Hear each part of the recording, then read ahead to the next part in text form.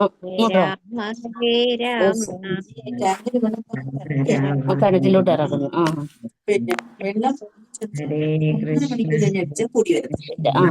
ഇങ്ങനെ കൃഷ്ണ ഹരേ കൃഷ്ണ കൃഷ്ണ കൃഷ്ണ ഹരേ രാമ രാമ രാമ ഹരേ ഹരേ ഹരേ കൃഷ്ണ കൃഷ്ണ കൃഷ്ണ ഹരേ ഹരേ ഹരേ രാമ രാമ ഹരേ ഹരേ ഹരേ കൃഷ്ണ കൃഷ്ണ കൃഷ്ണ ഹരേ ഹരേ ഹരേ രാമ രാമ രാമ ഹരേ ഹരേ. ഓം നമോ ഭഗവതേ വാസുദേവായ. ഓം നമോ ഭഗവതേ വാസുദേവായ. ഓം നമോ ഭഗവതേ വാസുദേവായ. ഓം അജ്ഞാനതിമിരാന്തസ്യ ജ്ഞാനാഞ്ജനശലാകയ ചക്ഷുരുന്മീലിതം യേന തസ്മൈ ശ്രീ ഗുരവേ നമഃ. ശ്രീചൈതന്യമനോഭീഷ്ടം സ്ഥാപിതം യേന ഭൂതലേ സ്വയം രൂപകഥാ മഹ്യം ദദാതി സ്വപദാന്തികം. വന്ദേഹം ശ്രീഗുരോ ശ്രീയുതപദകമലം ശ്രീഗുരൂൻ വൈഷ്ണവാംശ്ച ശ്രീരൂപം സാഗ്രജാതം സഹഗണരഘുനാഥാന്വിതം തം സജീവം സാദ്വൈതം സാവധൂതം പരിജനസഹിതം കൃഷ്ണചൈതന്യദേവം ശ്രീരാധാകൃഷ്ണപാദാൻ സഹഗണലളിതാ ശ്രീവിശാഖാന്വിതാംശ്ച. ഹേ കൃഷ്ണ കരുണാ സിന്ധോ ദീനബന്ധോ ജഗത്പതേ ഗോപേശ ഗോപികാകാന്ത രാധാകാന്ത നമോസ്തുതേ. തപ്തകാഞ്ചന ഗൗരാംഗീ ശ്രീരാധേ വൃന്ദാവനേശ്വരി വൃഷഭാനുസുതേ ദേവി പ്രണമാമി ഹരിപ്രിയേ. ജയ ശ്രീകൃഷ്ണ ചൈതന്യ പ്രഭു നിത്യാനന്ദ ശ്രീ അദ്വൈത ഗദാധര ശ്രീവാസാദി ഗൗരഭക്തവൃന്ദ.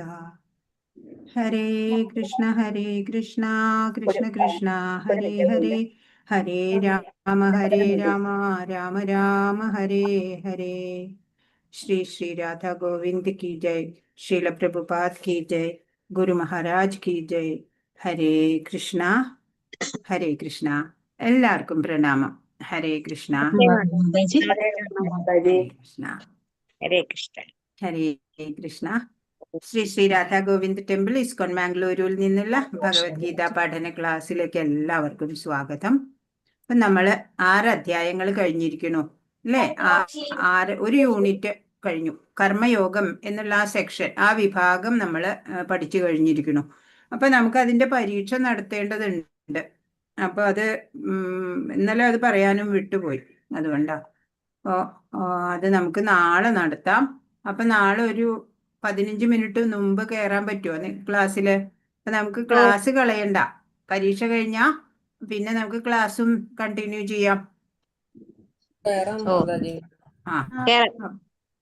അപ്പൊ നമുക്ക് നാളെ 2:45 നമുക്ക് കയറാം. എന്നിട്ട് പരീക്ഷ, ചെറിയൊരു പരീക്ഷ, അത്ര ഇതൊന്നുമില്ല.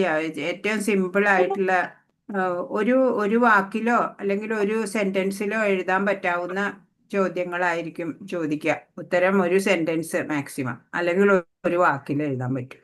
അങ്ങനെയുള്ള 10 ക്വസ്റ്റ്യൻസ് അടങ്ങുന്ന ഒരു ക്വസ്റ്റ്യൻ പേപ്പർ ആയിരിക്കും തരിക.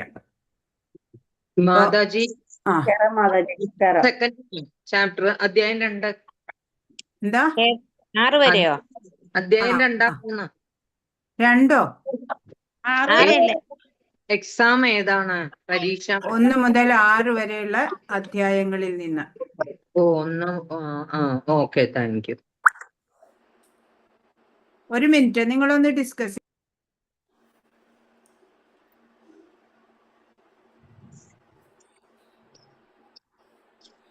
ഹലോ മ്യൂട്ടില. ഹലോ, എങ്ങനെയാ?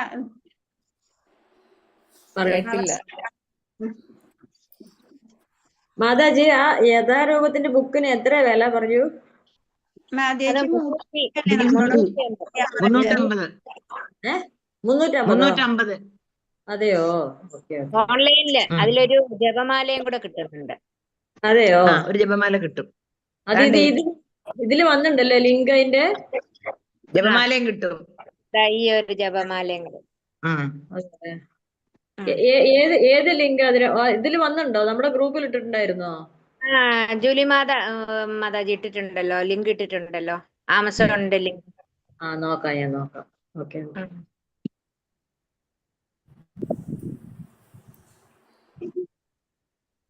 പിന്നെ നാളെ തന്നെ വെക്കണ്ടോ? പറയാല്ലേ? എക്സാം നാളെ തന്നെ പറയാല്ലേ? എക്സാം നാളെ നാളെ തന്നെ. ഓക്കെ, എല്ലാരും ഓക്കെ?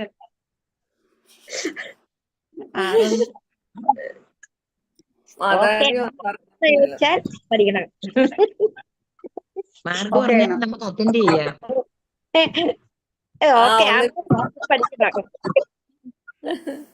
അങ്ങനെ ചോദിച്ചാൽ ഓക്കെ അല്ല.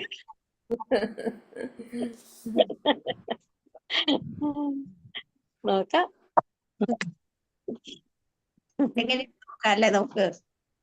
അതെ, ഒരു ചലഞ്ച്. അതെ തന്നെ. പിന്നെ ഒന്നും കൂടി റിപ്പീറ്റ് ചെയ്ത് വെക്കാൻ പറയാ അല്ലേ? മാർക്ക് പറയുകയാണെങ്കിൽ. അതെ. മാർക്കൊന്നും പ്രശ്നമല്ല മാതാജി, അറ്റൻഡ് ചെയ്യണമെന്നേ ഉള്ളു. നമ്മളെല്ലാരും അറ്റൻഡ് ചെയ്യണം. സിമ്പിളാ മാതാജി ഇടുന്ന ക്വസ്റ്റ്യൻ ഒക്കെ സിമ്പിളാ. എന്നാലും മാർക്ക് കുറഞ്ഞു കഴിയുമ്പോ സങ്കടം വരും. ഇല്ല, എനിക്ക് സങ്കടമില്ല. കഴിഞ്ഞ പ്രാവശ്യം എനിക്ക് പറഞ്ഞായിരുന്നു സങ്കടമില്ല. ഇല്ല ഇല്ല ഇല്ല ഇല്ല. എനിക്ക് മാർക്ക് ഒരെണ്ണം പോലും കുറയരുത്. അത് നല്ലത് എല്ലാം വായിച്ചാ മതി. സിമ്പിൾ ആയിരിക്കും മാതാജി ഇടുന്ന ക്വസ്റ്റ്യൻ എല്ലാം സിമ്പിളാ. മാതാജിയുടെ വേറെ നേരത്തെ ക്വസ്റ്റ്യൻ എനിക്ക് പറഞ്ഞുതരാം. അത് കൊള്ളാം കൊള്ളാം, നല്ല ബുദ്ധി. മാതാജി അവിടെ പോയി ഉറങ്ങാണ്ടിരുന്ന പിന്നെന്തോ എക്സാം എന്ന് പറയുന്നത്?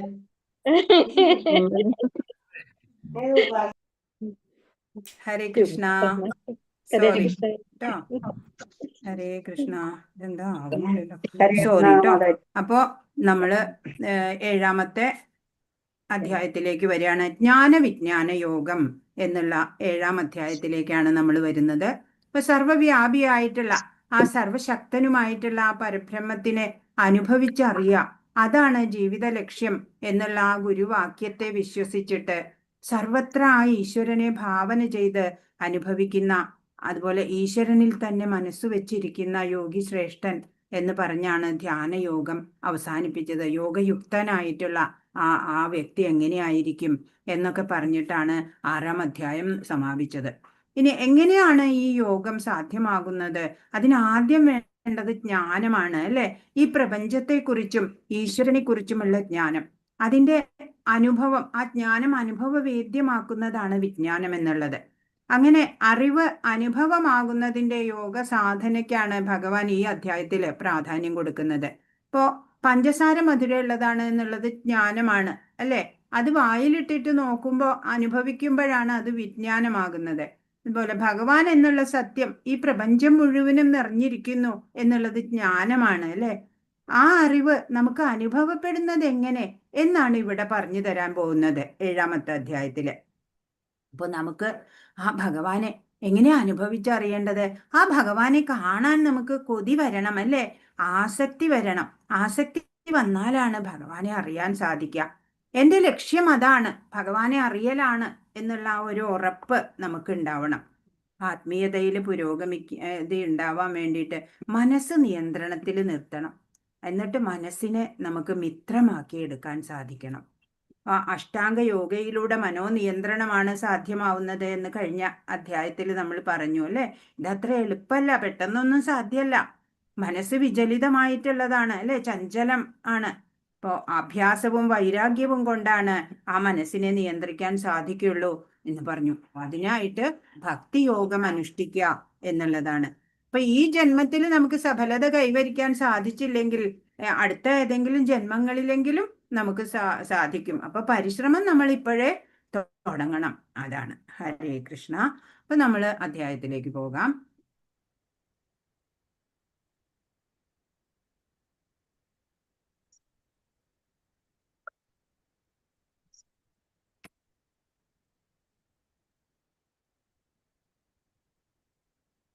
ഹരേ കൃഷ്ണ. അപ്പോൾ നമ്മള് ഭഗവാനാണ് ഈ അധ്യായത്തിലെ ആദ്യ ശ്ലോകം പറയുന്നത്. ശ്രീ ശ്രീ രാധാ ഗോവിന്ദ് കി ജയ്. 7ാമത്തെ അധ്യായത്തില് എത്ര വിഭാഗം? 6 വിഭാഗമായിട്ട് തിരിച്ചിട്ടുണ്ട്. 1 മുതൽ 3 വരെയുള്ള ശ്ലോകങ്ങളെ ശ്രവണം കൊണ്ട് ഭഗവാനെ പൂർണ്ണമായിട്ട് അറിയാൻ കഴിയും എന്നുള്ളതാണ്. 4 മുതൽ 12 വരെയുള്ള ശ്ലോകങ്ങളില് ഭഗവാൻ ശ്രീകൃഷ്ണനാണ് ആധ്യാത്മിക ശക്തിയും ഭൗതിക ശക്തിയുടെയും ഉറവിടം എന്നുള്ളതാണ്. 13 മുതൽ 14 വരെ 13ഉം 14ഉം ശ്ലോകങ്ങള് ത്രിഗുണങ്ങൾ നിയന്ത്രിക്കുന്നത് ഭഗവാൻ ശ്രീകൃഷ്ണനാണ്, അതുകൊണ്ട് സ്വയം ഭഗവാന് സമർപ്പിക്കാം, അപ്പൊ ത്രിഗുണാതീതനാവാം. 15 മുതൽ 19 വരെയുള്ള ശ്ലോകങ്ങൾ പറയുന്നത് ദുഷ്കൃതർ ജ്ഞാനത്തിന്റെ അഭാവത്താൽ ഭഗവാനിൽ സമർപ്പിക്കുന്ന സുകൃതികളാകട്ടെ ജ്ഞാനം വികസിപ്പിച്ച് ഭഗവാനിൽ സ്വയം സമർപ്പിക്കുന്നു. 20 മുതൽ 25 വരെ ശ്ലോകങ്ങള് അജ്ഞാനികളായ മറ്റുള്ളവരെ പറ്റിയാ പറയണത്. ദേവന്മാരില് ശരണം പ്രാപിക്കുന്നവരും അവ്യക്തിഗതവാദികളും. അതുപോലെ 26 മുതൽ 30 വരെയുള്ള ശ്ലോകങ്ങളില് വ്യാമോഹിതരായ ജീവജാലങ്ങളും ഭഗവത് ജ്ഞാനം കൊണ്ട് ലഭിക്കാവുന്ന മുക്തിയും അതാണ് വിവരിക്കുന്നത്. അപ്പോൾ ശ്രവണം കൊണ്ട് ഭഗവാനെ പൂർണ്ണമായിട്ട് അറിയാൻ കഴിയും എന്നുള്ളതാണ് 1 മുതൽ 3 വരെ ശ്ലോകങ്ങളില്. അപ്പൊ ഭഗവാൻ ശ്രീകൃഷ്ണൻ അർജുനനോട് തന്റെ ഭൗതികവും ആധ്യാത്മികവുമായ ശക്തികളെ കുറിച്ച് കേൾക്കുവാൻ പറഞ്ഞു. അതുകൂടാതെ അതീന്ദ്രിയ ജ്ഞാനികളിൽ ഭഗവാനെ അറിയുന്നവൻ വളരെ വിരളമാണ് എന്ന് പ്രഖ്യാപിക്കുകയും ചെയ്തു. 1ാമത്തെ ശ്ലോകം. ശ്രീ ഭഗവാനുവാച മയ്യാസക്തമനാ പാർത്ഥ യോഗം യുഞ്ജന്മദാശ്രയ അസംശയം സമഗ്രം മാം യഥാ ജ്ഞാസ്യസി തച്ഛൃണു. ശ്രീ ഭഗവാൻ പറഞ്ഞു, ഹേ കുന്തിപുത്ര, എന്നെക്കുറിച്ചുള്ള പൂർണ്ണബോധത്തോടെ എന്നിൽ ആസക്തമായ മനസ്സോടുകൂടി യോഗം പരിശീലിക്കുന്നത് കൊണ്ട് സംശയങ്ങൾ നീങ്ങി എന്നെ പൂർണ്ണമായി അറിയാൻ കഴിയുന്നത് എങ്ങനെയെന്ന് പറയാം, കേൾക്കൂ. അപ്പൊ പറയാണ്, 9 വിധത്തിലുള്ള ഭക്തി സേവന വിധികളാലെ ഭഗവാൻ കൃഷ്ണങ്കൽ മനസ്സിനെ ഏകാഗ്രമാക്കാം. അവയിൽ ആദ്യത്തേതും പ്രധാനമായതും ശ്രവണമാണ്. അതുകൊണ്ടാണ് ഭഗവാൻ അർജുനനോട് തത് ശൃണു അഥവാ എന്നിൽ നിന്ന് കേൾക്കൂ എന്ന് പറഞ്ഞത്.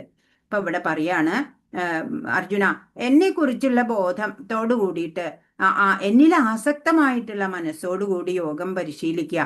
അങ്ങനെ നിനക്ക് സംശയങ്ങളൊക്കെ നീങ്ങും, എന്നെ പൂർണ്ണമായിട്ട് അറിയാൻ കഴിയും. അതെങ്ങനെയാണെന്ന് ഞാൻ പറഞ്ഞു തരാം.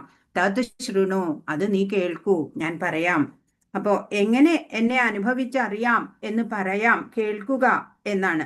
അപ്പൊ പരമാത്മാവായിട്ടുള്ള എന്നെ അറിയണം, പരമലക്ഷ്യം അത് എന്ന് സാധന ചെയ്യുന്ന ആൾക്ക് ആണ് സമദർശനം ഉള്ളത് എന്ന് പറഞ്ഞു. എന്നെ അനുഭവിച്ചറിയുന്നത് എങ്ങനെയെന്ന് ഞാൻ പറഞ്ഞു തരാം എന്ന് ഭഗവാൻ ഇവിടെ പറയാണ്. ഇപ്പൊ നവധാ ഭക്തി സാധന, നവവിധ ഭക്തി ഉണ്ട് അല്ലെ, നമുക്കറിയാം. അതിൻ്റെയൊക്കെ ഓരോരുത്തരുടെയും ഉദാഹരണമാണ് ഇവിടെ കൊടുത്തിട്ടുള്ളത്. അതായത് ശ്രവണത്തിന് ഉദാഹരണം പരീക്ഷിത് മഹാരാജാവ്, കീർത്തനത്തിന് ശുകദേവ് ബ്രഹ്മർഷി, ശ്രവണം കീർത്തനം, സ്മരണത്തിന് പ്രഹ്ലാദ് മഹാരാജാവ്, പിന്നെ ഇവിടെ എന്താ കൊടുത്ത, ശ്രവണം സ്മരണം പാദസേവനത്തിന് ലക്ഷ്മി ദേവി, അർച്ചനം പൃഥു മഹാരാജാവ്, വന്ദനം അക്രൂരര്, ദാസ്യം ഹനുമാൻ, സഖ്യം ആരാണ്, അർജുനൻ, പിന്നെ ആത്മനിവേദനം ബലി മഹാരാജാവ്. അങ്ങനെയാണ് 9 ശ്രവണം കീർത്തനം. അതിൻ്റെയൊക്കെ ഉദാഹരണങ്ങളാണ് ഇവിടെ കൊടുത്തിട്ടുള്ളത്. ഹരേ കൃഷ്ണ. ഇപ്പൊ വെളിച്ചമുള്ളപ്പോൾ നമുക്ക് എല്ലാം വ്യക്തമായിട്ട് കാണാൻ പറ്റും അല്ലെ. നമ്മളിപ്പോ അരണ്ട വെളിച്ചത്തിലുള്ള കാരണം നമുക്ക് എല്ലാം ഇങ്ങനെ കുറവേ ക്ലിയർ ആവണില്ല, എന്തൊക്കെയോ ഉണ്ട് അറിയാം. അതുപോലെ ആത്മീയത, അത് സംശയലേശമന്യേ എങ്ങനെ അറിയാം, അത് ഭഗവാൻ ഇവിടെ പറഞ്ഞു തരികയാണ് നമുക്ക്. ഇപ്പൊ ഏതൊന്നിനെ അറിഞ്ഞു കഴിഞ്ഞാൽ പിന്നെ ഈ പ്രപഞ്ചത്തിൽ വേറൊന്നും അറിയാൻ ബാക്കിയില്ല. ആ അറിവാണ് യഥാർത്ഥ ജ്ഞാനം. അത് അനുഭവിക്കുക, അതാണ് നമ്മുടെ ലക്ഷ്യമാവേണ്ടത്. അതെങ്ങനെ സാധ്യമാവും? ഒരു സംശയത്തിന് ഇട നൽകാതെ ഞാൻ പറഞ്ഞു തരാം എന്നിവിടെ ഭഗവാൻ പറയാണ്. 2ാമത്തെ ശ്ലോകം. ജ്ഞാനം ദേഹം സവിജ്ഞാനം ഇതം വക്ഷ്യാമ്യശേഷത യജ്ഞാത്വാ നേഹഭൂയോന്യജ്ഞാതവ്യമവശിഷ്യതേ. വൈഷയിക ജ്ഞാനത്തെയും അതീന്ദ്രിയ ജ്ഞാനത്തെയും ഞാൻ ഇനി പൂർണ്ണമായും വിശദീകരിച്ചു തരാം. അതറിഞ്ഞാൽ പിന്നെ നിനക്ക് വേറെ ഒന്നും അറിയേണ്ടതായിട്ടില്ല. പറയാണ്, ഈ വൈഷയിക ജ്ഞാനം എന്ന് പറഞ്ഞാൽ ഓരോ വിഷയങ്ങളെ കുറിച്ചിട്ടുള്ള ജ്ഞാനം, അതായത് ഭൗതിക ജ്ഞാനം. പിന്നെ അതീന്ദ്രിയ ജ്ഞാനം, അത് ആത്മീയമായിട്ടുള്ള അറിവ്. ഇത് രണ്ടും പൂർണ്ണമായിട്ട് ഞാൻ വിശദീകരിച്ച് തരാം, അതറിഞ്ഞാൽ പിന്നെ നിനക്ക് മറ്റൊന്നും അറിയേണ്ടതായിട്ടുണ്ടാവില്ല എന്ന് പറയാം. പ്രപഞ്ചത്തിനെ അറിയാനുള്ള ബുദ്ധി തത്വമാണ് മഹത്തത്വം എന്നുള്ളത്. അപ്പൊ അറിവും അനുഭവവും ചേർന്ന് ഈ ലോകത്തെ എങ്ങനെ വിജയകരമായി ജീവിക്കാം എന്നാണ്. ജ്ഞാനവും വിജ്ഞാനവും വേണം. വിജ്ഞാന യോഗം, അതാ ഈ അധ്യായത്തിന്റെ പേര് തന്നെ, അല്ലെ? ഇവിടെ എന്താ പറയാ, ഭൗതിക പ്രപഞ്ചത്തെയും അതിനു പിന്നിലുള്ള ചേതനയെയും ഈ രണ്ടിന്റെയും ഉറവിടത്തെയും കുറിച്ചുള്ള അറിവാണ് സമഗ്രമായ ജ്ഞാനം. ഇതാണ് അതീന്ദ്രിയ ജ്ഞാനം. അർജുനൻ തന്റെ വിശ്വസ്ത ശിഷ്യനും സുഹൃത്തുമാകയാലാണ് അദ്ദേഹത്തിന് ഈ ജ്ഞാനം ഉപദേശിക്കാൻ ഭഗവാൻ തുനിയുന്നത്. ഇപ്പൊ എന്താ പറയണേ? ഭൗതിക പ്രപഞ്ചത്തിനെയും അതിന്റെ പിന്നിലുള്ള ചേതന, അതിനെ രണ്ടിന്റെയും ഉറവിടത്തെ കുറിച്ചുള്ള അറിവ്, അതാണ് സമഗ്രമായിട്ടുള്ള ജ്ഞാനം. ഇത് തന്നെയാണ് അതീന്ദ്രിയ ജ്ഞാനം എന്ന്. അർജുനൻ തന്റെ വിശ്വസ്ത ശിഷ്യനാണ്, അല്ലെ? സുഹൃത്തായിരുന്നു. അദ്ദേഹത്തിന് ഈ ജ്ഞാനം ഉപദേശിക്കാൻ ഭഗവാൻ, അതുകൊണ്ടാണ്, അല്ലെ? ശിഷ്യനാണ്, ഭക്തനാണ്, സുഹൃത്താണ്, എല്ലാമാണ്, അല്ലെ? ഭഗവാന്റെ എന്താ പറയാ, ഉത്തമ സഹചാരിയാണ്. ഇപ്പൊ ജ്ഞാനസിദ്ധിക്ക് ശ്രമിക്കുന്നവര് വളരെ കുറവാണ് ഇന്ന്. അതിലും ഭഗവാൻ കൃഷ്ണനെ പരമാത്മാവെന്ന് അറിയുന്നവര് വളരെ തുച്ഛമാണ്, അല്ലെ? ഭഗവാൻ തന്നെ വേണം ഭഗവാനെ കുറിച്ച് പറയാന്. അതാ ഇവിടെ അർജുനന് വീണ്ടും പറഞ്ഞു കൊടുക്കുന്നത് ഭഗവാൻ. ഇപ്പൊ നമ്മൾ കാണാം, അല്ലെ? ഈ എന്താ പറയാ, ഉത്സവത്തിനൊക്കെ പോകുമ്പോ ഈ എന്താ പറയാ, കുറെ ആൾക്കാരുണ്ടാവും. പക്ഷെ എല്ലാവർക്കും ആത്മീയ ജ്ഞാനം ഉണ്ടായിട്ടാണോ വരുന്നേ? അല്ല, അല്ലെ? അതുപോലെ ഇവിടെ പിക്ചർ നോക്കൂ, നമ്മൾ മുമ്പും കണ്ട പിക്ചറാ, അല്ലെ? ഇത് മാരത്തൺ ഓട്ടത്തിനൊക്കെ തുടക്കത്തിൽ എത്രയോ ലക്ഷക്കണക്കിന് ആയിരക്കണക്കിന്, അത് കഴിഞ്ഞാലോ ഫിനിഷിംഗ് പോയിന്റ് എത്തുമ്പോ വിരലിൽ എണ്ണാവുന്നവര്. അതുപോലെയാണ് ആത്മീയത. പഠിക്കണം എന്നൊക്കെ വിചാരിച്ചു തുടങ്ങും, അല്ലെ? അവസാനത്തിലേക്ക് എത്തുമ്പോ എല്ലാവരും ഇടയ്ക്ക് വെച്ച് വേണ്ടാന്ന് പറഞ്ഞു പോകും, അല്ലെ? അങ്ങനെയാണ് ഈ ആത്മീയതയിൽ മുന്നേറുക എന്ന് പറഞ്ഞാൽ കുറച്ച് കഷ്ടമുള്ള കാര്യമാണ്. എല്ലാവർക്കും അത് സാധിക്കില്ല. ഭഗവത് കൃപയുണ്ടെങ്കിൽ മാത്രമാണ് നമുക്ക് സാധിക്കുള്ളൂ എന്ന് പറയാണ്. ആയിരക്കണക്കിന് ഒരാൾക്ക് മാത്രമേ ആത്മീയതയിൽ താല്പര്യം പോലും ഉണ്ടാവുള്ളൂ. മനുഷ്യാണാം സഹസ്രേഷു കശ്ചിത് യദതി സിദ്ധയേ യദതാമപി സിദ്ധാനാം കശ്ചിൻ മാം വേത്തി തത്വത. ആയിരക്കണക്കിന് ആളുകളിൽ ചിലപ്പോൾ ഒരാൾ പൂർണ്ണത നേടാൻ ഉദ്യമിച്ചേക്കാം. അങ്ങനെ പൂർണ്ണത നേടിയവരിലും ഒന്നിലേറെ പേർ എന്നെ തികച്ചും അറിയുന്നതുമില്ല. ഇപ്പൊ കൃഷ്ണാവബോധമുള്ളവർക്കേ കൃഷ്ണനെ അറിയാൻ കഴിയൂ. മറ്റുള്ള അതീന്ദ്രിയ ജ്ഞാനികൾക്ക് അവ്യക്തിഗത ബ്രഹ്മസാക്ഷാത്കാരം ഉണ്ടാവാം. കൃഷ്ണനെ അറിയുന്നതിനേക്കാൾ പ്രയാസം കുറഞ്ഞതാണ് അത്. അപ്പൊ പറയാണ്, ഈ കൃഷ്ണാവബോധം ഉള്ളവർക്ക് അവർക്കാണ് ഭഗവാനെ അറിയാൻ പറ്റുള്ളൂ, അല്ലെ? മറ്റുള്ള അതീന്ദ്രിയ ജ്ഞാനികൾക്ക് അവ്യക്തിഗത ബ്രഹ്മസാക്ഷാത്കാരം ഉണ്ടാവാം. അവര് ബ്രഹ്മജ്യോതിസിനെ, അല്ലെ, ജ്ഞാനയോഗികളുടെ കാര്യ പറയണേ. കൃഷ്ണനെ അറിയുന്നതിനേക്കാൾ പ്രയാസം കുറഞ്ഞതാണ് അത്, അല്ലെ? ഭക്തി യോഗത്തിലൂടെ വന്ന് ഭഗവാനെ അറിയാം, അതാണ് കൃഷ്ണാവബോധം. എന്നാല് ജ്ഞാനികള് എന്ന് പറയണവര് ആ ബ്രഹ്മജ്യോതിസിൽ എത്തിയാല് ഫുൾ സ്റ്റോപ്പായി അവർക്ക്, ജ്ഞാനയോഗികൾക്ക്. അവിടെ നിന്ന് പിന്നെ മുന്നോട്ട് അവർക്ക് യാത്ര വേണമെന്നില്ല. അദ്വൈതവാദികളിൽ ശ്രേഷ്ഠനായ ശ്രീപാദ ശങ്കരാചാര്യർ പോലും തന്റെ ഗീതാഭാഷ്യത്തിൽ കൃഷ്ണനാണ് പരമപുരുഷനായ ഭഗവാൻ എന്ന് സമ്മതിക്കുന്നുണ്ട്. എങ്കിലും അദ്ദേഹത്തിന്റെ അനുയായികൾ അങ്ങനെ വിശ്വസിക്കുന്നില്ല. അപ്പോ അവിടെ ശങ്കരാചാര്യരൊക്കെ എല്ലാ ഭഗവാന്മാർക്കും വേണ്ടിയിട്ട്, അല്ലെ, കീർത്തനങ്ങളൊക്കെ ഉജ്ജ്വലമായിട്ടുള്ള ശ്ലോകങ്ങള്, സ്തുതികളൊക്കെ എഴുതിയിട്ടുള്ള ആള് തന്നെയാണ്. പിന്നീട് അവസാനം അദ്ദേഹം എന്താ പറഞ്ഞത്? അദ്ദേഹം പറഞ്ഞു, ആ ഭഗവാനെ ഈ വാക്കുകളില്, ഈ നാമങ്ങളിലൊന്നും ഒതുക്കത്തക്കതല്ല, അല്ലെ? ഭഗവാന്റെ ആ സർവജ്ഞത്വം പരിപൂർണമായിട്ട് മനസ്സിലാക്കിയിട്ട്. ഇപ്പോ അവരുടെ അനുയായികളും അങ്ങനെ വിശ്വസിക്കുന്നില്ല എന്നൊക്കെ പറയുന്നു. ഹരേ കൃഷ്ണ. ആദ്യ തലത്തില് ഭഗവത് കഥകളിലൂടെ നമുക്ക് രുചി വരണം. പിന്നീട് നമുക്ക് താത്വികമായിട്ട് മനസ്സിലാക്കാൻ ശ്രമിക്കണം ഭഗവാനെ കുറിച്ച്. എത്ര 10,000 പേര് ഭഗവത്ഗീത പഠിക്കാൻ തുടങ്ങിയാലും കുറച്ചു പേർക്ക് മാത്രമേ അത് ഉൾക്കൊള്ളാനോ ഗ്രഹിക്കാനൊക്കെ സാധിക്കുള്ളൂ, അല്ലെ? അപ്പൊ ഭഗവത് കൃപ തന്നെ, ഗുരുവിലും ഭഗവാനിലും ഉള്ള ഭക്തിയാണ് നമ്മെ പുരോഗതിയിലേക്ക് എത്തിക്കുന്നത്. ഒരു കുട്ടി ഇപ്പോ ജയിലിലാണ് ജനിക്കണേ വിചാരിക്കുക, അവിടെ വളരണു, അല്ലെ? അപ്പോൾ ഈ ലോകം അത് ഇതാണ് എന്ന് ആ കുട്ടി വിശ്വസിക്കുക. ഈ ജയിലാണ് ഈ ലോകം. പക്ഷെ കുറച്ച് വലുതാവുമ്പോൾ മനസ്സിലാവും. ചിലർ ഇവിടുന്ന് പുറത്തു പോകുന്നുണ്ട്, മറ്റു ചിലർ അകത്തേക്ക് വരുന്നുണ്ട്. എങ്ങോട്ട് പോകുന്നു, എവിടെ നിന്ന് വരുന്നു, അതൊന്നും ആ കുട്ടിക്ക് മനസ്സിലാവണില്ല അല്ലെ. കുറച്ചും കൂടെ വലുതാവുമ്പോൾ പുറത്തു പോകാൻ ഒരു അവസരം കിട്ടുമ്പോഴാണ് ഇത്രയും നാള് തടവറയിലായിരുന്നു എന്ന് ആ കുട്ടി മനസ്സിലാക്കണത്. ഇതുപോലെയാണ് നമ്മൾ ജനിക്കണത് മായാബന്ധനമാകുന്ന ആ തടവറയിലാണ്. ഇതിന് പുറത്ത് നമ്മൾ എന്താണെന്ന് അറിഞ്ഞിട്ടില്ല ഇതുവരെ. ഈ തടവറയിൽ നിന്ന് പുറത്ത് കടക്കണം എന്നുള്ള ആ ഒരു ആഗ്രഹം ഉണ്ടാവണം നമുക്ക്. ഭഗവാന്റെ കൃപയുണ്ടെങ്കിൽ നമുക്ക് ഈ ഭൗതികതയാകുന്ന ജയിലിൽ നിന്ന് പുറത്തൊരു നാള് കടക്കാനും സാധിക്കും. 4 മുതൽ 12 വരെ ശ്ലോകങ്ങള് ഭഗവാൻ ശ്രീകൃഷ്ണനാണ് ആധ്യാത്മിക ശക്തിയും ഭൗതിക ശക്തിയുടെയും ഉറവിടം എന്നാണ്. അപ്പോ പറയാണ് 4ാമത്തെ ശ്ലോകം. ഭൂമിരാപോ നലോ വായു ഖമ്മനോ ബുദ്ധിരേവജ അഹങ്കാര ഇതീയമ്മേ ഭിന്നാ പ്രകൃതിരഷ്ടത.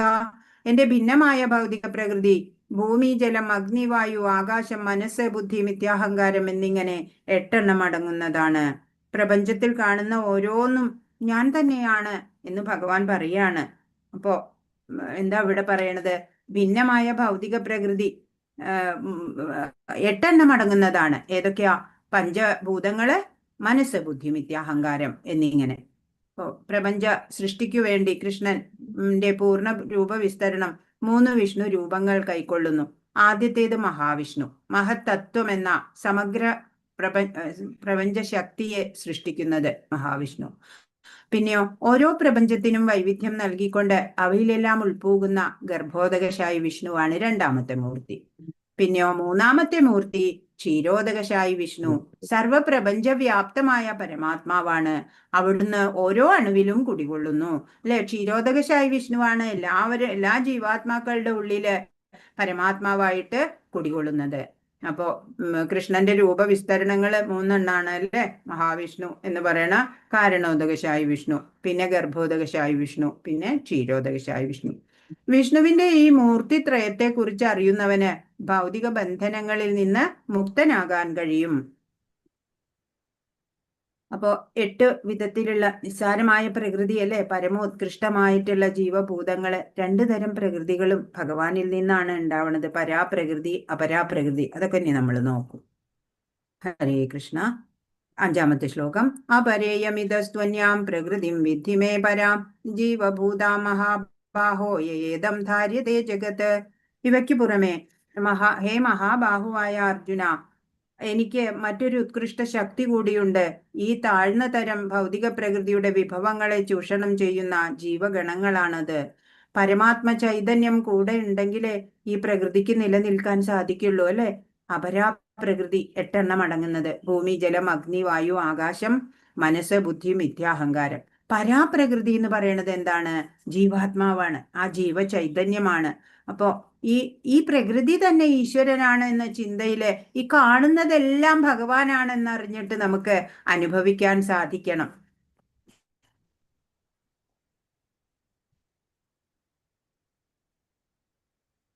ഹരേ കൃഷ്ണ.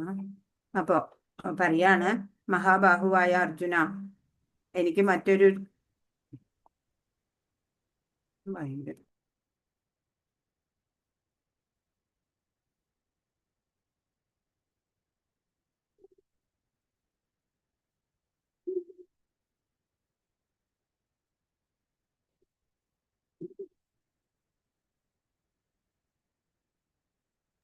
ഹരേ കൃഷ്ണ. അപ്പോ ഒരു തടാകത്തില് ജലം ഓളങ്ങൾ ഉണ്ടാക്കും അല്ലെ. വീണ്ടും നിശ്ചലാവസ്ഥയിലാവും. കാറ്റ് വരുമ്പോ ഓളം വരും, അത് കഴിഞ്ഞാൽ നിശ്ചലാവസ്ഥയിലാവും. അതുപോലെയാണ് ഈ പ്രപഞ്ചവും. സത്വരജ തമോ ഗുണങ്ങള് നിശ്ചലാവസ്ഥയില് ഒരേപോലെ ഉണ്ടാവും, ഏറ്റക്കുറിച്ചിൽ ഉണ്ടാവില്ല. ക്ഷോഭിക്കുന്ന സമയത്ത് അത് ഈ എന്താ പറയാ, ഏറ്റക്കുറിച്ചിൽ ഉണ്ടായിട്ട് അവ്യക്തമായിട്ടുള്ള ആ പ്രപഞ്ചം ഇങ്ങനെ ആദ്യം ഉണ്ടാവും. വീണ്ടും ലയിച്ച് പൂർണ്ണമായിട്ട് അവ്യക്തമായിട്ട് ഭഗവാനിൽ തന്നെ ലയിക്കും.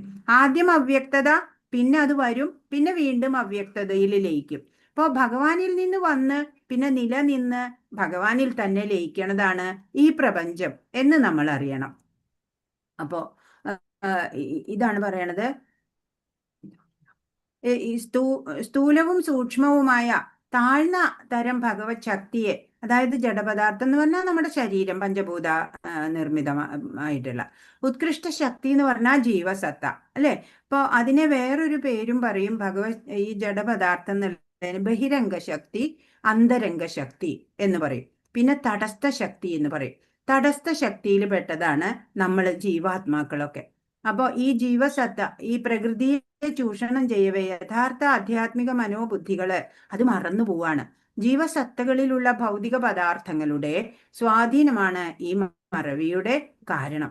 അപ്പൊ ഓരോ ജീവസത്തകള് ദൈവാംശങ്ങളാണ്, ഈശ്വരാംശങ്ങളാണ് എല്ലാ ജീവസത്തകളും. പക്ഷെ അവ ഈ ഭൗതിക പ്രകൃതിയുമായിട്ടുള്ള ഇടപഴകാൻ ഇടവരുമ്പോ എല്ലാം എന്താ പറയാ, അതുമായിട്ട് കോണ്ടാക്റ്റിൽ വരുമ്പോ ആളാണ് അതിന് മറ്റുള്ള 3 ഗുണങ്ങളുടെ സ്വാധീന ശക്തി ഉണ്ടാവണത്. അതാണ് ഭൗതിക പദാർത്ഥങ്ങളുടെ സ്വാധീനമാണ് ഈ മറവിയുടെ കാരണം എന്നിവിടെ പറഞ്ഞു തന്നത്. ജീവസത്തകളിലുള്ള ഭൗതിക പദാർത്ഥങ്ങളുടെ സ്വാധീനം എന്നിവിടെ പറയണത് അതാണ്. ഹരേ കൃഷ്ണ. മനസ്സിലാവുണ്ടോന്നറിയില്ല. 6ാമത്തെ ശ്ലോകം. ഏതദ്യോനീനി ഭൂതാനി സർവാണി ഇത്യുപധാരയ അഹം കൃഷ്ണസ്യ ജഗത പ്രഭവ പ്രളയസ്തഥാ. സൃഷ്ടിയിലെ എല്ലാറ്റിന്റെയും ഉറവിടം ഈ 2 ശക്തികളാണ്. ആധ്യാത്മികവും ഭൗതികവുമായി ഇവിടെയുള്ള എല്ലാറ്റിന്റെയും ഉദ്ഭവവും വിനാശവും ഞാൻ തന്നെയെന്ന് നിശ്ചയമായും അറിയുക. അപ്പൊ ഭഗവാൻ എന്താ പറഞ്ഞു തരണേ? എല്ലാറ്റിന്റെയും ഉറവിടം ഭഗവാനാണ്, നമുക്കറിയാം അല്ലെ. അപ്പൊ ഭഗവാന്റെ ഈ 2 ശക്തികളാണ്. ഏതൊക്കെയാ? ഈ ഇവിടെ പറഞ്ഞില്ലേ 2 ശക്തി. ഭഗവത് ശക്തിയെ ഉത്കൃഷ്ട ശക്തി, താഴ്ന്ന തരം ഭഗവത് ശക്തി എന്ന് പറഞ്ഞാൽ അത് ബഹിരംഗ ശക്തിയാണ്. ഉത്കൃഷ്ട ശക്തി എന്ന് പറഞ്ഞാല് അത് ജീവാത്മാക്കളാണ്. അപ്പൊ ജഡപദാർത്ഥവും ജീവാത്മാക്കളുമാണ് ഇവിടെ പറയുന്നുള്ളൂ. ശരിക്കും 3 ശക്തികളാണ്. ബഹിരംഗ ശക്തി, അന്തരംഗ ശക്തി, തടസ്ഥ ശക്തി, അങ്ങനെയുണ്ട്. അപ്പോ ബഹിരംഗ ശക്തി എന്ന് പറയുന്നത് ഭൗതിക പ്രകൃതിയാണ്. അന്തരംഗ ശക്തി എന്ന് പറയുന്നത് ആത്മീയതയാണ്. തടസ്ഥ ശക്തി എന്ന് പറയുന്നത് ജീവസത്തകളാണ്. അപ്പൊ ഇവിടെ 2 ശക്തികളെ പറ്റിയിട്ടാണ് പറയണത്. ഭഗവാന്റെ താഴ്ന്ന തരം ശക്തിയും ഉത്കൃഷ്ട ശക്തിയുമാണ് ഇവിടെ പറയണത്. താഴ്ന്ന തരം ഭഗവത് ശക്തി എന്ന് പറയുന്നത് ജഡപദാർത്ഥം, ഉത്കൃഷ്ട ശക്തി എന്ന് പറയുന്നത് ജീവസത്ത. ആ 2 ശക്തികളാണ് ഇവിടെ പറയണത്. ഇപ്പൊ എന്താണ് ഇവിടെ ഈ 2 ശക്തികളാണ്. ആധ്യാത്മികവും ഭൗതികവുമായി ഇവിടെയുള്ള എല്ലാറ്റിന്റെയും ഉദ്ഭവവും വിനാശവും ഞാൻ തന്നെയെന്ന് നിശ്ചയമായും അറിയുക. അപ്പൊ സൃഷ്ടിയിലെ എല്ലാറ്റിന്റെയും ഉറവിടം ഭഗവാനാണ്. ആധ്യാത്മികമായും ഭൗതികമായുള്ള എല്ലാത്തിന്റെയും ഉദ്ഭവവും വിനാശവും അല്ലെ ഉണ്ടാവണതും ഭഗവാനിൽ നിന്നാണ്. നിലനിന്നു പിന്നെ അത് മറയണതും ഭഗവാനിലെ തന്നെയാണ് അല്ലെ. വന്ന് ലയിക്കണത്, നിലനിൽക്കുന്നതും ലയിക്കുന്നതും എല്ലാം ഭഗവാനിൽ തന്നെയാണ് എന്ന് വേണം നമ്മൾ മനസ്സിലാക്കാൻ. ബാല്യത്തിൽ നിന്ന് യൗവനത്തിലേക്കുള്ള ശരീരത്തിന്റെ പരിണാമം സാധ്യമാകുന്നത് ഉത്കൃഷ്ട ശക്തിയായ ആത്മാവിന്റെ സാന്നിധ്യം ഉള്ളതുകൊണ്ടാണ്. ഇപ്പൊ ബാല്യത്തിൽ നിന്ന് യൗവനത്തിലേക്ക് നമ്മൾ വലുതാവുന്നുണ്ട് അല്ലെ. അപ്പൊ ഉത്കൃഷ്ട ശക്തിയായ ആത്മാവിന്റെ സാന്നിധ്യം ഉണ്ടെങ്കിലേ ഉള്ളൂ. ആത്മാവ് പോയാൽ പിന്നെ ജഡായില്ലേ, പിന്നെ വളർച്ചയോ ഒന്നുമില്ല. പരമാത്മാവായ വിഷ്ണുവിന്റെ സാന്നിധ്യത്തിൽ ഉളവായതാണ് ഈ മഹാപ്രപഞ്ചം. അപ്പോ ഈ മഹാപ്രപഞ്ചം എങ്ങനെയാണ്? ഭഗവാന്റെ സാന്നിധ്യത്തിൽ ഉണ്ടായി നിലനിന്ന് മറിയുന്നതാണ് അല്ലെ. അപ്പൊ ചേതനയുടെയും പദാർത്ഥത്തിന്റെയും സംയോഗത്താലാണ് ഈ ഭീമാകാരമായ വിശ്വരൂപം പ്രകടമാകുന്നത്.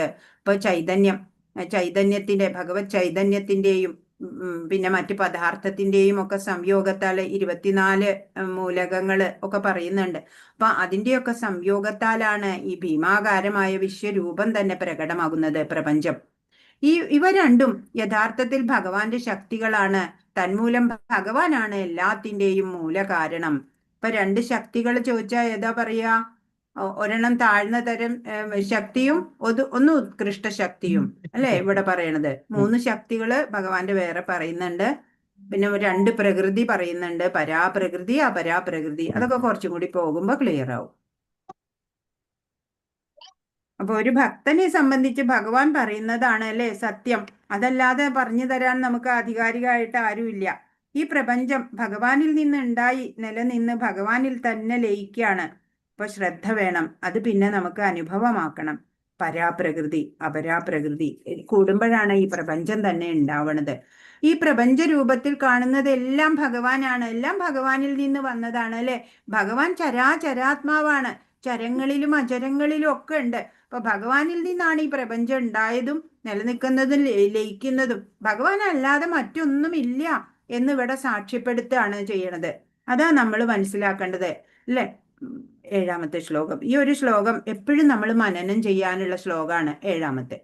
മത്ത പരതരം നാണ്യത് കിഞ്ചിദസ്തി ധനഞ്ജയ മയി സർവമിതം പ്രോതം സൂത്രേ മണിഗണായിവ.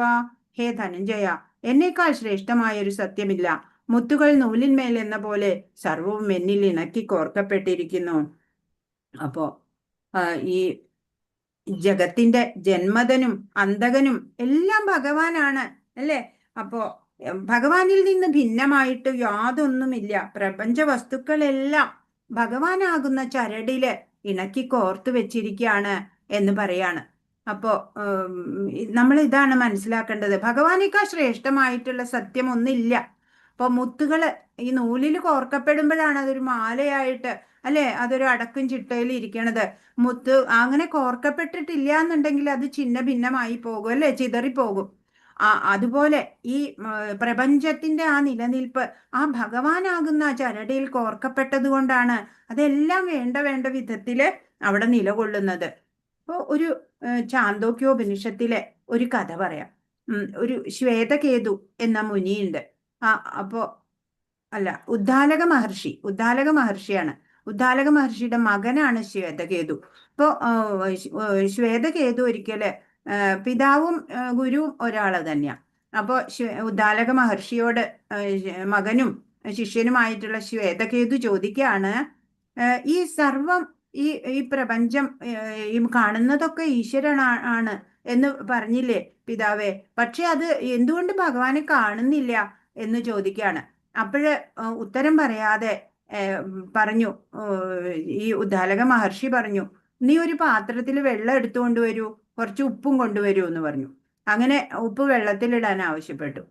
ഇപ്പൊ ഉപ്പ് കാണുന്നുണ്ടോ എന്ന് ചോദിച്ചു. ഇല്ല, അത് അലിഞ്ഞു പോയി.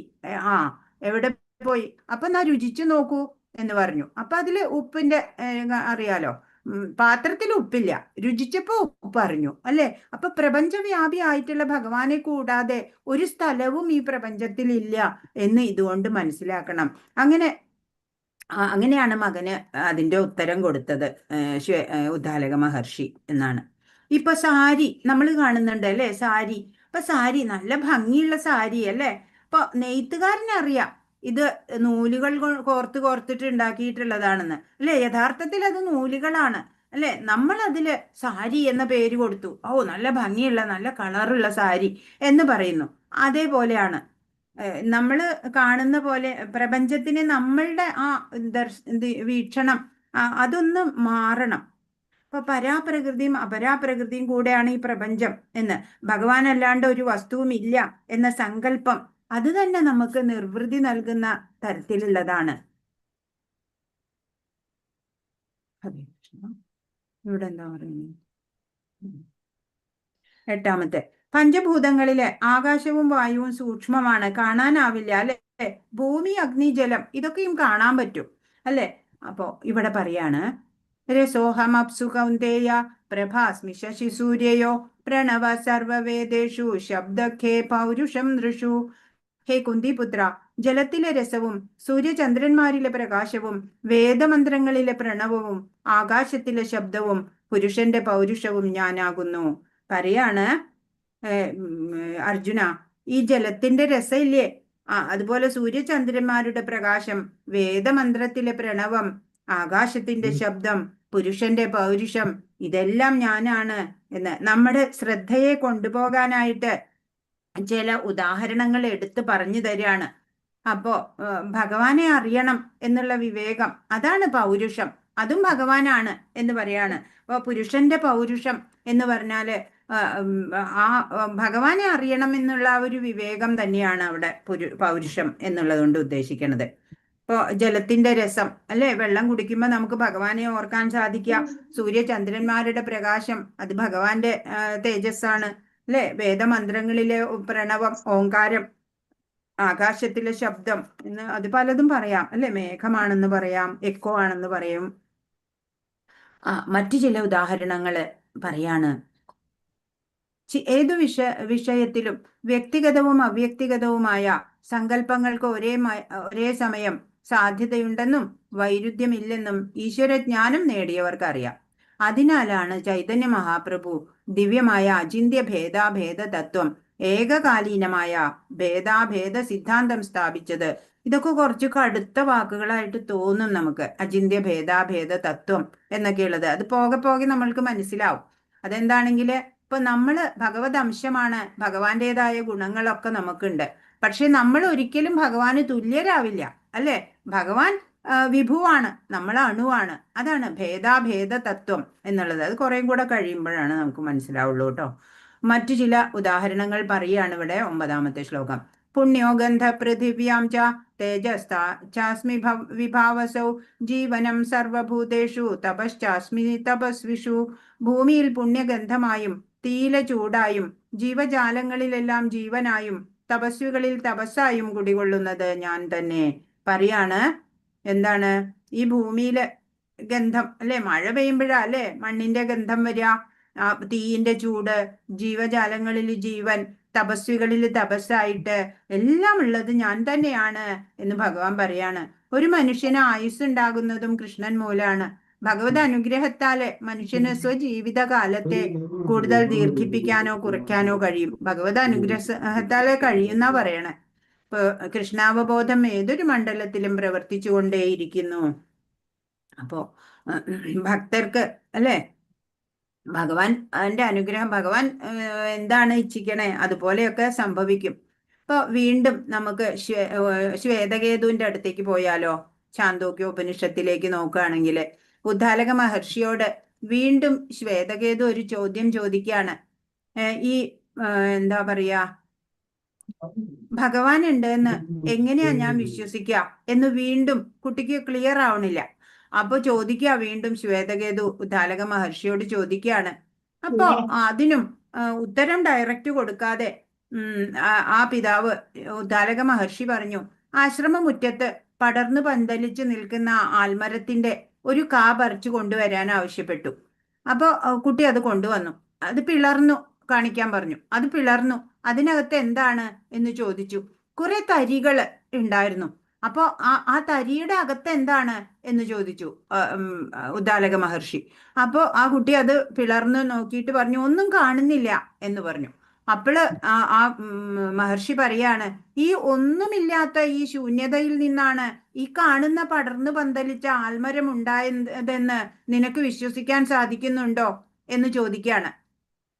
ഉദ്ദാലക മഹർഷി ചോദിക്കുകയാണ്. അപ്പൊ ഈ കുട്ടി പറഞ്ഞു, അതെ, ഈ ആൽമരം ഉണ്ടായത് ഈ വിത്തിൽ നിന്ന് തന്നെയാണല്ലോ. ഈ ആൽമരം ഇത്രയും കിലോമീറ്ററുകളോളം പടർന്നു പിടിച്ച നിൽക്കുന്ന ഈ ആൽമരം ഇത്രയും ഒരു തരി കണ്ണിലിട്ട കാണില്ല, അത്ര പോന്ന തരിയിൽ നിന്നാണ് ഇത്രയും വലിയ ആൽമരം ഉണ്ടായതെന്ന് നിനക്ക് വിശ്വസിക്കാൻ സാധിക്കുന്നുണ്ടോ? അതുപോലെ തന്നെയാണ് ഈ പ്രപഞ്ചമാകെ നിറഞ്ഞു നിൽക്കുന്ന ആ ഭഗവാന്റെ ശക്തി ചൈതന്യത്തെ നീ വിശ്വസിച്ചേ മതിയാവൂ എന്ന് ഉദ്ദാലക മഹർഷി മകൻ ശ്വേതകേതുവിനോട് പറയാണ്. അപ്പോ ഇവിടെ 10ാമത്തെ ശ്ലോകത്തിലേക്ക് പോകുമ്പോ, ബീജം മാം സർവഭൂതാനാം വിദ്ധി പാർത്ഥ സനാതനം ബുദ്ധിർബുദ്ധിമതാമസ്മി തേജസ് തേജസ്വിനാമഹം. ഹേ കുന്തിപുത്ര, സർവ്വജീവജാലങ്ങളുടെയും ആദി ബീജം ഞാനാണെന്ന് നീ അറിയണം. ബുദ്ധിമാന്മാരുടെ ബുദ്ധിയും ശക്തിയും തേജസ്വികളുടെ തേജസ്സും ഞാൻ തന്നെ. അപ്പൊ പറയാണ് ഭഗവാൻ, എല്ലാ ജീവജാലങ്ങളുടെയും സനാതനമായ ആദി കാരണമായ ബീജം ഞാനാണ്. എല്ലാ പ്രപഞ്ച ഘടകങ്ങളുടെയും ആദി കാരണം ഞാൻ തന്നെയാണ് എന്ന് ഭഗവാൻ പറയാണ്. അപ്പൊ ആത്മീയമായിട്ട് ചിന്തിക്കുന്നവരെ ശാസ്ത്ര വിശാരദന്മാരൊക്കെ അല്പരായിട്ട് കാണും, അല്ലെ? പ്രപഞ്ച സൃഷ്ടാവിനറിയാം ഓരോ ഘട്ടത്തിലും ലോകരഹസ്യങ്ങളെ വെളിവാക്കി കിട്ടാൻ ഭഗവാൻ തന്നെയാണ് അവരുടെ ബുദ്ധിയായിട്ടും പ്രവർത്തിക്കുന്നത്. നമ്മൾക്കറിയാം, അല്ലെ? ഈ ശ്ലോകം 7ാമത്തെ ശ്ലോകം, മത്ത പരതരം നാന്യത് കിഞ്ചിത് അസ്തി ധനഞ്ജയ, ഞാനല്ലാതെ ഇവിടെ വേറെ ഒന്നുമില്ല അർജുന എന്ന് ഭഗവാൻ നമുക്ക് പറഞ്ഞു തന്നു, അല്ലെ? ഭഗവാൻ പറയുന്നതാണ് നമ്മൾ അനുസരിക്കേണ്ടത്. ഇപ്പൊ ശാസ്ത്രവാദികളുടെയൊക്കെ സൂക്ഷ്മ ബുദ്ധിയായിട്ട് ഇരുന്നു കൊണ്ട് ഭഗവാനാണ് ഈ പ്രപഞ്ച രഹസ്യം അവരിലൂടെ വെളിപ്പെടുത്തുന്നത്. അതും ഭഗവാൻ തന്നെയാണ് ചെയ്യുന്നത് എന്ന് നമ്മൾ അറിയണം. ഹരേ കൃഷ്ണ. 11-ാമത്തെ ശ്ലോകം. ബലം ബലവതാം ജാഹം കാമരാഗവിവർജിതം ധർമാവിരുദ്ധോ ഭൂതേഷു കാമോസ്മി ഭരതർഷഭ. അല്ലയോ ഭരതർഷഭ, ഞാനാണ് ബലവാന്മാരുടെ കാമരാഗ വിവർജിതമായ ബലം, ധർമ്മവിരുദ്ധമല്ലാത്ത ലൈംഗിക ജീവിതവും ഞാൻ തന്നെ. പറയാണ്, ആത്മീയ പാതയില് മുന്നേറാനുള്ള മാനസിക ബലം, അതാണ് ബലം എന്നുള്ളത് കൊണ്ട് ഇവിടെ ഉദ്ദേശിക്കുന്നത്. അതും ഭഗവാൻ തന്നെയാണ് എന്ന് പറയാണ്, ആത്മബലം. അതുപോലെ ധർമ്മവിരുദ്ധമല്ലാത്ത നിയന്ത്രിതമായ ലൈംഗിക ജീവിതവും അതും ഭഗവാൻ തന്നെയാണ് എന്ന് പറയാണ്. അപ്പോ സാധന തുടരണം എന്നുള്ള ആ ദൃഢത ഉണ്ടായാലേ ആത്മീയ പുരോഗതി ഉണ്ടാവുള്ളൂ നമുക്ക്. ഭഗവത് കൃപ തെളിയുന്നതിനെയാണ് ആ ആത്മബലം ബലം എന്നിവിടെ ഉദ്ദേശിച്ചത്. ഞാനാണ് ബലവാന്മാരുടെ ബലം, അല്ലെ? ആത്മബലമാണത്. ഹരേ കൃഷ്ണ. ബലവാന്റെ ബലം അശക്തന്റെ രക്ഷയ്ക്ക് ഉപയോഗപ്പെടണം. സ്വന്തം മേന്മയ്ക്കു വേണ്ടിയല്ല അത് ഉപയോഗപ്പെടുത്തേണ്ടത്. യേ ജൈവ സാത്വികാ ഭാവ രാജസാസ്താമസാശ്ചയേ മത്തയേ വേതി താൻ വിദ്ധി നത്വഹം തേഷു തേ മയി. സാത്വികങ്ങളും രാജസങ്ങളും താമസങ്ങളുമായ എല്ലാ അവസ്ഥകളും എന്റെ ശക്തിയുടെ ബഹിസ്ഫുരണങ്ങളാണ്. ഒരർത്ഥത്തിൽ അവയെല്ലാം ഞാൻ തന്നെ. എങ്കിലും ഞാൻ അവയ്ക്ക് അധീനനല്ല. ഞാൻ ഭൗതിക ഗുണങ്ങൾക്ക് അധീനനല്ല, മറിച്ച് അവയെല്ലാം എന്നിൽ നിലകൊള്ളുന്നു. അപ്പൊ പറയാണ്, എല്ലാം 3 ഗുണങ്ങളിലും പെട്ട എല്ലാ അവസ്ഥകളും ഭഗവാന്റെ ശക്തിയുടെ തന്നെ ബഹിസ്ഫുരണങ്ങളാണ്. എല്ലാം ഒരർത്ഥത്തിൽ ഭഗവാൻ തന്നെയാണ്. ഭഗവാൻ അവയ്ക്കൊന്നും അധീനനല്ല. ഭഗവാൻ ഭൗതിക ഗുണങ്ങൾക്ക് അധീനനല്ല, മറിച്ച് എല്ലാം ഭഗവാനിലാണ് നിലകൊള്ളുന്നത്. അത്രയേ ഉള്ളൂ. ഇപ്പൊ ഭൗതിക 3 ഗുണങ്ങള് അല്ലെ മനുഷ്യനെ, ജീവാത്മാക്കളെ കൊണ്ട് കർമ്മം ചെയ്യിപ്പിക്കുന്നത്. ഇപ്പൊ കടൽ വെള്ളം അത് തന്നെയാണ് തിരമാല. എന്നാൽ തിരമാലയിൽ കടൽ വെള്ളം മുഴുവനും അടങ്ങുന്നില്ല. അതുപോലെ എല്ലാം ഭഗവാനിൽ നിന്നാണ് എല്ലാ ഗുണങ്ങളും വന്നത്. പക്ഷേ ഭഗവാനിൽ നിലകൊള്ളുന്നുണ്ടെങ്കിലും ഭഗവാൻ അതിനൊന്നും അധീനനല്ല എന്ന് വേണം നമ്മൾ മനസ്സിലാക്കാൻ. ഇപ്പൊ ത്രിഗുണമായ ഭാവങ്ങളിൽ ഭ്രമിച്ചു നോക്കി കാണുന്നവര് ഭഗവാനെ അറിയുന്നില്ല എന്ന് അടുത്ത ശ്ലോകത്തിലും ഭഗവാൻ പറയുന്നുണ്ട്.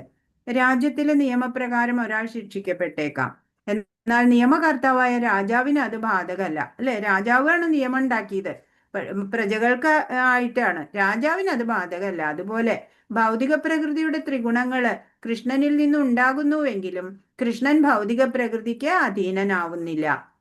അതുകൊണ്ട് അദ്ദേഹം നിർഗുണനാണ്. അപ്പൊ ത്രിഗുണമായ ഭാവങ്ങളിൽ ഭ്രമിച്ചു നോക്കി കാണുന്നവരെ ഭഗവാനെ അറിയില്ല, അല്ലെ? അതാണ് ത്രിഭിർ. അത് 13-ാമത്തെ ശ്ലോകം. ത്രിഗുണങ്ങൾ ഭഗവാന്റെ നിയന്ത്രണത്തിലാണ്, അതുകൊണ്ട് സ്വയം സമർപ്പിതരാവണം എന്ന് പറഞ്ഞു തരാണ്. ത്രിഭിർഗുണമയൈർഭാവൈരേഭി സർവമിതം ജഗത് മോഹിതം നാഭിജാനാതി മാമേഭ്യ പരമവ്യയം. ത്രിഗുണങ്ങളാൽ വ്യാമോഹിതമായ ഈ ലോകം ഇവയ്ക്ക് അതീതനും അവ്യയനുമായ എന്നെ അറിയുന്നില്ല. അപ്പൊ ത്രിഗുണങ്ങള് ബാധിച്ചിട്ട്, അല്ലെ, ഭ്രമിച്ചിട്ട്, ത്രിഗുണഭാവങ്ങളിൽ ഭ്രമിച്ചിട്ടുള്ള ഒരാള് അങ്ങനെ നോക്കി കാണുമ്പോൾ ഭഗവാനെ മനസ്സിലാക്കാൻ സാധിക്കുന്നില്ല എന്നാണ് ഇവിടെ പറയണത്.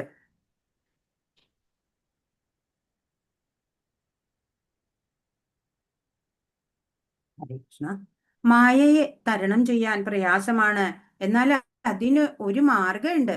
അതാ 14-ാമത്തെ ശ്ലോകം പറയണത്. ദേവി ഹേഷാ ഗുണമയി മമ മായ ദുരത്യയ മാമേവയേ പ്രപദ്യന്തേ മായാമേതാം തരന്തി തേ. 3 പ്രകൃതി ഗുണങ്ങൾ അടങ്ങിയ എന്റെ ദിവ്യശക്തിയെ അതിജീവിക്കുക എളുപ്പമല്ല, എന്നാൽ എനിക്കായി സ്വയം സമർപ്പിക്കുന്നവർക്ക് അത് നിഷ്പ്രയാസം സാധിക്കും. പറയാണ്, ഭഗവാന്റെ ഈ 3 പ്രകൃതി ഗുണങ്ങൾ അടങ്ങിയ ദിവ്യശക്തി ഉണ്ടല്ലോ, അതിനെ അതിജീവിക്കാൻ എളുപ്പമല്ല, അല്ലെ? ഗുണങ്ങളെ, ത്രിഗുണങ്ങളെക്ക് അതീതരാവുക എന്ന് പറഞ്ഞാൽ എളുപ്പമല്ല. പക്ഷെ ഒരു മാർഗമുണ്ട്. എന്താണ്? ഭഗവാനിൽ ശരണാഗതി ചെയ്യുക. ഭഗവാനായിക്കൊണ്ട് സ്വയം സമർപ്പിതരാകുന്നവർക്ക് അത് നിഷ്പ്രയാസം സാധിക്കും എന്നാണ്. ഇപ്പൊ ഭഗവാന്റെ സംഘത്തിൽ നിന്ന് വിട്ടുപോകുന്ന ജീവാത്മാക്കൾ മായയ്ക്ക് അടിമപ്പെടും, അല്ലെ? ത്രിഗുണങ്ങൾക്ക് അടിമപ്പെടും.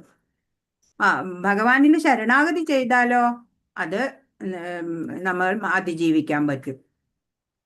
കൈകാലുകൾ ബന്ധിക്കപ്പെട്ട ഒരാൾക്ക് സ്വയം സ്വതന്ത്രനാകാൻ വയ്യ. ബന്ധനത്തിൽ പെടാത്ത ഒരാൾ അയാളെ സഹായിക്കണം.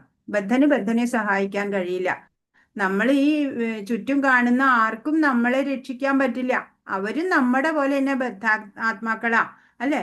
അപ്പോ ബദ്ധനല്ലാത്ത ഒരാൾ വേണം നമ്മളെ രക്ഷപ്പെടുത്താൻ. അതാരേ ഉള്ളൂ? ഭഗവാനേ ഉള്ളൂ അല്ലെ? ഇപ്പൊ രക്ഷകൻ സ്വതന്ത്രനായിരിക്കണം. അതിനാൽ കൃഷ്ണനെ പ്രതിനിധീകരിക്കുന്ന വിശ്വാസ്യനായ ഗുരുവിനോ മാത്രമേ ബദ്ധനായ ജീവാത്മാവിനെ മോചിപ്പിക്കാൻ കഴിയൂ. അപ്പൊ നമുക്ക് രക്ഷ വേണം ഇവിടുന്ന് എന്നുണ്ടെങ്കിൽ എന്ത് വേണം? കൃഷ്ണനെയോ കൃഷ്ണഭക്തനെയോ ആശ്രയിക്കണം. ഭൗതിക പ്രകൃതിയുടെ ബന്ധനത്തിൽ നിന്ന് ആർക്കും വിട്ടുപോകാൻ സാധ്യമല്ല അല്ലെ? ഭഗവാനിലോ ഭഗവാന്റെ പ്രതിനിധി ആയിട്ടുള്ള ആചാര്യനിലോ നമ്മള് ശരണാഗതി ചെയ്യണം. അപ്പോഴേ നമ്മൾക്ക് ഇവിടുന്ന് മോചനം ഉണ്ടാവുള്ളൂ. ഈശ്വരീയ കർമ്മങ്ങൾ ചെയ്ത് ഈശ്വരനോട് ഏകീഭവിക്കണം. അപ്പോഴാണ് ഈ ജനിമൃതികളിൽ നിന്നൊക്കെ നമുക്ക് മുക്തി ലഭിക്കുള്ളൂ. മനുഷ്യൻ എന്ന് പറഞ്ഞാൽ വിൽ പവർ ഉള്ള ആളാല്ലേ? ഇച്ഛാശക്തിക്ക് അനുസരിച്ച് കർമ്മം ചെയ്യും. നല്ല വഴിക്ക് നടക്കാൻ, നിയന്ത്രണം കൊണ്ടുവരാൻ മനുഷ്യന് മാത്രമേ സാധിക്കുള്ളൂ. അപ്പൊ ആത്മജ്ഞാനത്തിനായിട്ട് നമ്മൾ യത്നിക്കണം. അതിനാ ഭഗവാൻ നമുക്ക് മനുഷ്യ ശരീരം നൽകിയിട്ട് വിശേഷ ബുദ്ധിയൊക്കെ തന്നിരിക്കണത് അല്ലെ? ഈശ്വരനെ എന്താണ്, സുകൃതികളാകട്ടെ ജ്ഞാനം വികസിപ്പിച്ച് ഭഗവാനിൽ സ്വയം സമർപ്പിക്കുന്നു. എന്നാൽ ദുഷ്കൃതരോ ജ്ഞാനത്തിന്റെ അഭാവത്താൽ ഭഗവാനിൽ സമർപ്പിക്കുന്നില്ല. അപ്പോ ഇനി ദുഷ്കൃതികളെയും സുകൃതികളെയും തമ്മിൽ പറഞ്ഞു തരിക ആരൊക്കെയാണെന്ന്. ഈശ്വരനെ അറിയണമെന്ന തോന്നല് എല്ലാവർക്കും ഇല്ല. അതാണ് 15ാമത്തെ ശ്ലോകം പറയണത്. നമാം ദുഷ്കൃതിനോ മൂഢ പ്രപദ്യന്തേ നരാധമ മായയാ ബഹൃതജ്ഞാന ആസുരം ഭാവമാശ്രിത. ദുഷ്കൃതരായ മൂഢന്മാരും മനുഷ്യാധമന്മാരും മായയാൽ അപഹരിക്കപ്പെട്ട ജ്ഞാനത്തോടുകൂടിയവരും നിരീശ്വരരുമായ അസുരന്മാർ എന്നെ ശരണം പ്രാപിക്കുന്നില്ല. 4 കൂട്ടര് ഉണ്ട് എന്നാ പറയണേ. ഭഗവാനെ ശരണം പ്രാപിക്കാത്ത 4 കൂട്ടര് ആരൊക്കെയാ? മൂഢന്മാര്, മനുഷ്യാധമന്മാര്, മായയാൽ അപഹരിക്കപ്പെട്ട ജ്ഞാനത്തോടെയുള്ളവര്, നിരീശ്വരര്. ആ 4 കൂട്ടര് ഉണ്ടല്ലോ ഒരിക്കലും ഭഗവാനെ ആശ്രയിക്കാൻ പോണില്ല എന്നാണ് പറയണത്. അപ്പോ ഈശ്വരനെ അറിയാ അല്ലെ? ദുഃഖ നിവൃത്തി വേണം, പരമാനന്ദ പ്രാപ്തി വേണം.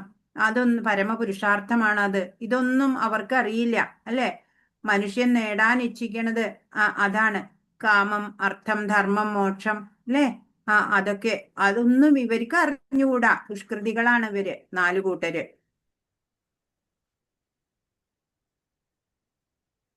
ഇപ്പൊ അവർക്ക് എന്ത് വേണം? മനുഷ്യ ആനന്ദം.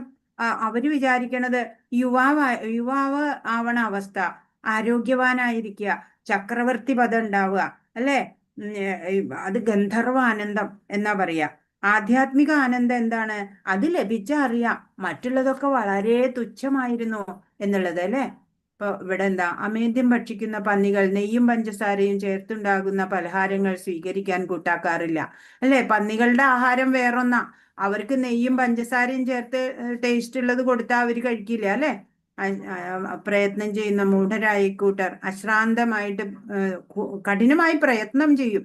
ക്ഷണികമായ ഭൗതിക ലോകത്തെ സംബന്ധിച്ച ഇന്ദ്രിയ ആഹ്ലാദകാരികളായ വാർത്തകൾ കേൾക്കുമെങ്കിലും ഭൗതിക ലോകത്തെ ചലിപ്പിക്കുന്ന ശാശ്വത ജീവിത ചൈതന്യത്തെ പറ്റി കേൾക്കാൻ അവർക്ക് സമയം ദുർലഭമത്രേ.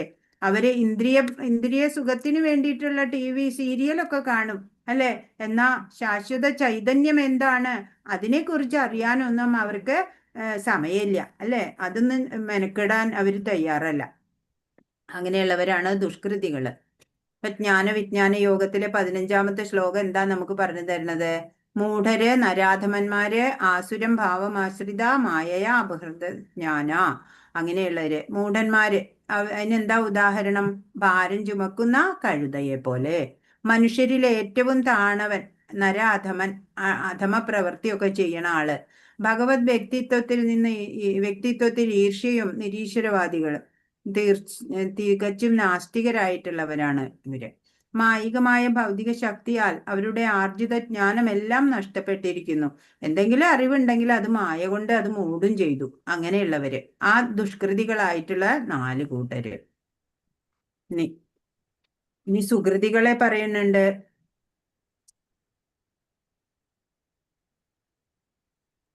സുകൃതികൾ ആരൊക്കെയാണ്? ചതുർവിധാ ഭജന്തേ മാം ജന സുകൃതിനോർജുന ആർത്തോ ജിജ്ഞാസുരർത്ഥാർത്ഥി ജ്ഞാനീ ച ഭരതർഷഭ. ഹേ ഭരതകുലശ്രേഷ്ഠ, സുഹൃതികളായ 4 കൂട്ടരാണ് എന്നെ ഭജിക്കുന്നത്. ദുഃഖിതൻ, ധനകാംക്ഷി, ജിജ്ഞാസു, പരമസത്യത്തെ അന്വേഷിക്കുന്ന ജ്ഞാനി. 4 കൂട്ടരാരൊക്കെയാ സുഹൃതികളായിട്ടുള്ളത്? ദുഃഖിതൻ അല്ലെ, ദുഃഖം വരുമ്പോ ഭഗവാനെ എന്താണ് എന്ന് പറഞ്ഞിട്ട് ഭഗവാനെ ആശ്രയിക്കും. ധനകാംക്ഷികള് അല്ലെ, ഗൃഹസ്ഥരാണ്, പല ആവശ്യങ്ങൾ വരുമ്പോ ഭഗവാനെ ആശ്രയിക്കും. ജിജ്ഞാസുക്കള് കുറച്ചറിയാം എന്തൊക്കെയോ, കൂടുതൽ അറിയാൻ ആഗ്രഹമുള്ളവര്. പരമസത്യത്തെ അന്വേഷിക്കുന്ന ജ്ഞാനി, ഭഗവാൻ എന്നുള്ള ആ പരമസത്യത്തിനെ ആഗ്രഹിച്ചിട്ട് അതിനു വേണ്ട അന്വേഷണം, പ്രയത്നം നടത്തുന്ന ജ്ഞാനികള്. അങ്ങനെ 4 പേര് സുഹൃതികള് ആയിട്ടുള്ളവര്. ഇപ്പോ ഭഗവാനെ ശരണം പ്രാപിക്കാതെ മൃഗതുല്യ ജീവിതം നയിക്കണവരെ പറഞ്ഞു അല്ലെ. ഇപ്പോഴോ ഭഗവാനെ അറിയാൻ, ഭഗവാൻ സുഹൃതികളായിട്ടുള്ളവരെ, ഭഗവാനിൽ ശരണാഗതി ചെയ്യാൻ ആഗ്രഹിക്കുന്നവരെ പറയണത് ഇവിടെ. ഇത് നമ്മൾ കഴിഞ്ഞ തവണ കണ്ട പിക്ചേഴ്സ് തന്നെയാ അല്ലെ. ഇത് ഗജേന്ദ്രമോക്ഷം, ഇത് വസ്ത്രാക്ഷേപം, ഇത് നമുക്കറിയാം അല്ലെ. ശുഖബ്രഹ്മർഷിയുടെ ഇതും പരീക്ഷത്തിന് ഭാഗവതം പറഞ്ഞു കൊടുക്കണു. ഇത് ധ്രുവനാണ്. ഇത് എന്താണ് സന്ധി ചെയ്യണത് അല്ലെ, സുഗ്രീവനായിട്ട്. പിന്നെ ഇത് ജ്ഞാനം പകർന്നു നൽകണ ഋഷിമാര്. അല്ല, സുഗ്രീവനും ശ്രീരാമനെയാണ്. അപ്പൊ നമുക്ക് ഇവിടെ നിർത്താം, ബാക്കി നാളെ ചെയ്യാം നമുക്ക്. ഹരേ കൃഷ്ണ കൃഷ്ണ കൃഷ്ണ ഹരേ ഹരേ, ഹരേ രാമ രാമ രാമ ഹരേ ഹരേ. വാഞ്ചാകൽപതരുഭ്യശ്ച കൃപാ സിന്ധുഭ്യേവ ച പതിതാനാം പാവനേഭ്യോ വൈഷ്ണവേഭ്യോ നമോ നമഃ. അനന്തകോടി വൈഷ്ണവ വൃന്ദ की जय, श्रील प्रभुपाद की जय, गुरु महाराज की जय. हरे कृष्ण.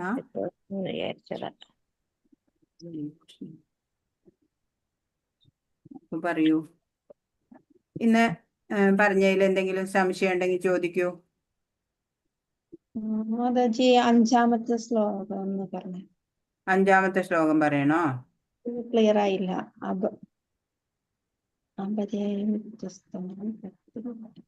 അപരേയമിതസ്തുന്യാം പ്രകൃതിയും വിത്തുമയും പറഞ്ഞു.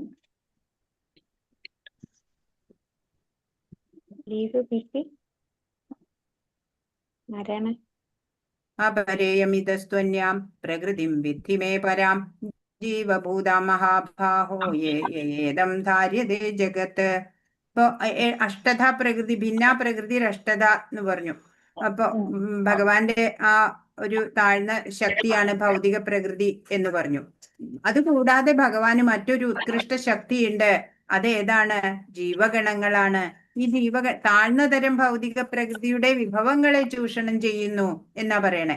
അപ്പൊ താഴ്ന്ന തരം ഭൗതിക പ്രകൃതി ഉണ്ട് എന്ന് ആദ്യം പറഞ്ഞു. അപ്പോ അപരാപ്രകൃതിയാണ് അത്.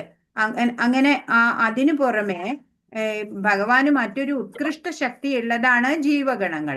ഭഗവാന്റെ ഉത്കൃഷ്ട ശക്തി ഏതാ? ജീവഗണങ്ങൾ. നമ്മളൊക്കെ, എല്ലാ ജീവജാലങ്ങളും പെടും അതില്. ആ ജീവഗണങ്ങള് അവരെന്താ ചെയ്യണേ? താഴ്ന്ന തരം ഭൗതിക പ്രകൃതിയുടെ വിഭവങ്ങളെ ചൂഷണം ചെയ്യാണ് അല്ലെ. ഈ പ്രകൃതിയിൽ നിന്നാണ് നമുക്ക് വേണ്ടുന്നതൊക്കെ, നിലനിൽപ്പിന് ആവശ്യമുള്ളതൊക്കെ നമ്മൾ എടുക്കണത്. അത് നമുക്ക് ആവശ്യമുള്ളത് എടുക്കാം. പക്ഷെ പലരും എന്താ ചെയ്യണേ? പ്രകൃതിയെ ചൂഷണം ചെയ്തുകൊണ്ടിരിക്കുക അല്ലെ. പലരും പ്രകൃതിയെ ചൂഷണം ചെയ്യാനാ ശ്രമിക്കണേ ജീവഗണങ്ങള്. നമുക്ക് ആവശ്യമുള്ളതൊക്കെ, ഓരോരുത്തർക്കും വേണ്ടുന്നതൊക്കെ ഈ പ്രകൃതിയിൽ ഭഗവാൻ കണക്കാക്കി വെച്ചിട്ടുണ്ട്. ഇപ്പൊ ആനകൾക്കൊക്കെ അല്ലെ ടൺ കണക്കിന് ആഹാരം കഴിക്കണം അല്ലെ. മറ്റേ എന്താ പറയാ, പട്ടകള് അങ്ങനെയൊക്കെ. അത് കാട്ടിലൊക്കെ എത്ര അനവധി ആനകളുണ്ട്. ഇവയ്ക്കൊക്കെ വേണ്ടുന്ന എല്ലാ ആഹാരത്തിനുള്ള വ്യവസ്ഥയും ഭഗവാൻ അവിടെ ചെയ്തു വെച്ചിട്ടുണ്ട്. അതുപോലെ ഇവിടെയുള്ള ജീവഗണങ്ങൾക്കൊക്കെ ഉള്ള എല്ലാം, നിലനിൽപ്പിന് ആവശ്യമുള്ള എല്ലാം ഭഗവാൻ ഇവിടെ വ്യവസ്ഥ ചെയ്തു വെച്ചിട്ടുണ്ട്. പക്ഷെ നമ്മൾ എന്താ ചെയ്യണ? മനുഷ്യൻ ചൂഷണം ചെയ്യാണ് അല്ലെ പ്രകൃതി വിഭവങ്ങളെ. തനിക്ക് ആവശ്യമുള്ളത് മാത്രം. അത് ഈശോപനിഷത്ത് പഠിക്കുമ്പോ നമുക്ക് മനസ്സിലാവും. ഈശാവാസ്യമിതം സർവം യത്കിഞ്ച ജഗത്യാം ജഗത് തേന ത്യക്തേന ഭുഞ്ജീത മാകൃത കസ്യ സിദ്ധനം എന്നാണ്. അതിൽ പറയണേ ഇവിടെയുള്ള എല്ലാം ഭഗവാന്റേതാണ്. ഭഗവാന്റേതല്ലാത്തതായിട്ട് ഒന്നുമില്ല. നമ്മൾക്ക് ഒരു ഉടമസ്ഥാവകാശവും ഒന്നിനുമില്ല. നമ്മൾ എന്തേ ചെയ്യണ്ടു? നമ്മൾക്ക് അർഹമായത് മാത്രം നമ്മൾ സ്വീകരിക്കണം ഇവിടുന്ന്. അതല്ലാതെ മറ്റുള്ളവർക്കുള്ളത് എടുക്കരുത്. നമ്മൾ ഇപ്പോ ഒരു 100 ആളുള്ള ഒരു സഭയില് നമ്മൾ ഇരിക്കുകയാണ് വിചാരിക്കുക. അവിടെ സപ്ലൈ ചെയ്യാൻ വേണ്ടിയിട്ട് ഡിസ്ട്രിബ്യൂട്ട് ചെയ്യാൻ വേണ്ടിയിട്ട് 100 രസഗുള്ള കൊണ്ടുവന്നു വിചാരിക്കുക. അപ്പൊ ഒരാള് പറയാ 2 എണ്ണം എടുത്തു വിചാരിക്കുക. അപ്പൊ 100ാമത്തെ ആൾക്ക് ഒരാൾക്ക് അത് കിട്ടില്ല അല്ലെ? രസഗുള്ള ഒരാൾക്ക് കിട്ടില്ല, ഒരാള് 2 എണ്ണം എടുത്ത. അതുപോലെയാണ് ഇത് ഇവിടെ പറയണത്. താഴ്ന്ന തരം ഭൗതിക പ്രകൃതിയുടെ വിഭവങ്ങളെ ചൂഷണം ചെയ്യുന്ന ജീവഗണങ്ങൾ എന്ന് പറഞ്ഞാൽ നമുക്ക് അർഹമായത് മാത്രമേ നമ്മൾ ഈ പ്രകൃതിയിൽ നിന്ന് സ്വീകരിക്കാവൂ. അതല്ലാതെ പ്രകൃതിയെ ചൂഷണം ചെയ്യരുത്, വിഭവങ്ങളെ ചൂഷണം ചെയ്യരുത്. ഇപ്പൊ അതിന്റെ ഒരു ഉദാഹരണം പറയുകയാണെന്നുണ്ടെങ്കിൽ, ഇപ്പോ ഒരു ചാക്ക് അരി അവിടെ റോട്ടിൽ എവിടെ തുറന്നു വെച്ചിട്ടുണ്ട് വിചാരിക്കുക. അപ്പൊ പക്ഷികളൊക്കെ കണ്ടു കഴിഞ്ഞാൽ അവര് വന്നിട്ട് അവർക്ക് ആവശ്യമുള്ളത് കൊത്തി തിന്നിട്ട് പോവും അല്ലെ? നേരെ മറിച്ച് ഒരു മനുഷ്യൻ അത് കണ്ടു വിചാരിക്കുക, എന്തു ചെയ്യും മനുഷ്യൻ? ചുറ്റും നോക്കും, ആരും കാണുന്നില്ല എന്ന് കണ്ടാ ചാക്കോടെ എടുത്തോണ്ട് പോവും അല്ലെ? അങ്ങനെയുള്ള സ്വാർത്ഥ താല്പര്യങ്ങള് ഉള്ള ആ ചൂഷണം ചെയ്യുന്ന ജീവഗണങ്ങൾ എന്നുള്ളതിൽ പെടും അങ്ങനെയുള്ളവര്. അപ്പൊ സത്യം പറഞ്ഞാൽ അവര് ഉത്കൃഷ്ട ശക്തിയാണ്, ഭഗവാന്റെ തന്നെ ദൈവികതയുള്ള ഭഗവാന്റെ അംശങ്ങളാണ്. പക്ഷെ അവരുടെ സ്വഭാവം നോക്കൂ, ഇങ്ങനെ പ്രകൃതിയെ ചൂഷണം ചെയ്യുന്ന സ്വഭാവമാണ്. അപ്പൊ സ്ഥൂലവും സൂക്ഷ്മവുമായ താഴ്ന്ന തരം ഭഗവത് ശക്തിയെ അതാണ് ജഡപദാർത്ഥങ്ങള്. പിന്നെ ഉത്കൃഷ്ട ശക്തി അതാണ് ജീവസത്ത. ഉത്കൃഷ്ട ശക്തി ചൂഷണം ചെയ്യവേ തന്റെ യഥാർത്ഥ ആധ്യാത്മിക മനോബുദ്ധികള് മറന്നുപോണു. അപ്പോ ഇങ്ങനെ ചൂഷണം ചെയ്യണ പതിവാക്കിയാൽ എന്തുണ്ടാവും? നമ്മുടെ യഥാർത്ഥമായിട്ടുള്ള ആത്മീയതയിൽ നിന്ന് വ്യതിചലിച്ചു പോകും. നമ്മള് അധപ്പതിച്ചു പോകും, അങ്ങനെ മറന്നുപോകും. ജീവസത്തകളിലുള്ള ഭൗതിക പദാർത്ഥങ്ങളുടെ സ്വാധീനമാണ് ഈ മറവിയുടെ കാരണം. അവരെ ഈ ത്രിഗുണങ്ങള് ബാധിക്കുകയാണ്. അതില് തമോ ഗുണം വന്നു കഴിഞ്ഞാല് പിന്നെ ഒന്നും അജ്ഞതയാണ് അല്ലെ? ആ ത്രിഗുണങ്ങളുടെ പ്രഭാവം ഈ ജീവസത്തയ്ക്ക് ഉണ്ടാവുമ്പോഴാണ് അവർക്ക് ഇങ്ങനെ ഈ പ്രകൃതിയിലെ ചൂഷണം ചെയ്യാനും അതുപോലെയുള്ള ക്രൂര കൃത്യങ്ങളൊക്കെ ചെയ്യാനൊക്കെ തോന്നലുകൾ ഉണ്ടാവണത്. അങ്ങനെയൊക്കെ ആ പ്രവൃത്തികളിലേക്കൊക്കെ പോകുന്നത്. വ്യക്തമുണ്ടോ മാതാജി? വ്യക്തായോ? ക്ലിയർ ആയി മാതാജി, വ്യക്തമായി. ഓക്കെ, ഹരേ കൃഷ്ണ. ഹരേ കൃഷ്ണ. വേറെ എന്തെങ്കിലും ചോദിക്കാനുണ്ടോ? ഹരേ കൃഷ്ണ. ഇന്ന് കൃഷ്ണദാസ് പ്രഭു ഒക്കെ വന്നിട്ടുണ്ടല്ലോ. ഹരേ കൃഷ്ണ, ഹരേ കൃഷ്ണ. എന്താ? നാളെ എനിക്ക് ക്ലാസ്സിൽ കയറാൻ പറ്റില്ല. നാളെ പരീക്ഷയല്ലേ? ഗീതാബായിയുടെ കൂടെ ഒരു ഉണ്ണിവാവ ഉണ്ടല്ലോ. എന്ത് പറയുന്നു ഉണ്ണി? ഹരേ കൃഷ്ണ, ഹരേ കൃഷ്ണ. അപ്പോ നാളെ പരീക്ഷയാണ് കേട്ടോ. നാളെ പരീക്ഷ പിന്നെ എപ്പോഴെടുക്കുക? രാത്രി. അപ്പൊ 7 മണി. എന്ന് 7 മണിക്ക് പരീക്ഷ വരും. ഇന്ന് 7 മണിയുടെ ക്ലാസ്സിൽ കയറി പരീക്ഷ എഴുതിക്കോളൂ. അത് പറ്റുമോ? പറഞ്ഞാ മതി, ജൂലി മാതാജിയോട് പറഞ്ഞാ മതി. ജൂലി മാതാജി ഓക്കെ ആയില്ലേ? ഓക്കെ മാതാജി, പറഞ്ഞാ ഓക്കെ മതി. ആയി. ഇന്ന് ക്വസ്റ്റ്യൻ ആൻസർ നോക്കണോ? നോക്കാം മാതാജി. ഒന്ന് രണ്ടെണ്ണേ ഉള്ളു കിട്ടാത്തത്. എന്നാ പിന്നെ അത് പറയൂ. നവവിധ ഭക്തിയുടെ സാക്ഷാത്കാരം നേടിയവർക്ക് ഉദാഹരണം. ഉദാഹരണം വേണോ? നവവിധ ഭക്തികളല്ലേ? അതെ, ശ്രവണ അതിന്റെ ഓരോ ഉദാഹരണം അല്ലേ? ഞാൻ ഭക്തി നവവിധ അല്ല, അതാണ് എഴുതി വെച്ചത്. ഓക്കെ, അതിന്റെ ഉദാഹരണം അത് ക്ലാസ് ഒന്നും കൂടെ കേൾക്കുമ്പോ നിങ്ങക്ക് മനസ്സിലാവും. ഞാൻ നവവിധ ഭക്തികളാണ് എഴുതി വെച്ചത്. മനസ്സിലായത്? അടുത്തത് ആധ്യാത്മിക ശക്തിയുടെ ഭൗതിക ശക്തിയുടെ ഉറവിടം ഭഗവാൻ തന്നെ, ശ്രീകൃഷ്ണൻ. ശ്രീകൃഷ്ണൻ പരമപുരുഷൻ അല്ലേ? ഭഗവാന്റെ പിന്നെ പ്രകൃതിയിൽ എന്തെല്ലാം അടങ്ങിയിട്ടുണ്ട്? ഭൂമി, ജലം, അഗ്നി, വായു, ആകാശം, മനസ്സ്, അഹങ്കാരം. നിത്യാഹങ്കാരം 8 എണ്ണം. അടുത്തത് പ്രപഞ്ച സൃഷ്ടിക്ക് ഭഗവാന്റെ പൂർണ്ണ വിസ്തരങ്ങൾ ആരല്ല? രൂപവിസ്തരം. മഹാവിഷ്ണു, ക്ഷീരോദകശായി വിഷ്ണു ക്ഷീരോദകശായി വിഷ്ണു. അതെ അതെ അതെ. അടുത്തത് അതല്ല സത്വം രജസ് തമോ. ആ രജോ ഗുണം തമോ ഗുണം. ആ സാധിക്കുന്ന ആർക്കാണ്? ഭഗവാനെ ഭഗവാനെ സ്വയം സമർപ്പിക്കുന്നവനാണ് സാധിക്കുന്നവർക്ക്. അതെ. അങ്ങനെയല്ലല്ലോ, കൃഷ്ണനെ ഭഗവാന്റെ പ്രതിനിധി ആയിട്ടുള്ള ആചാര്യനെ ആശ്രയിക്കുക. സ്വയം സമർപ്പിക്കുന്നു.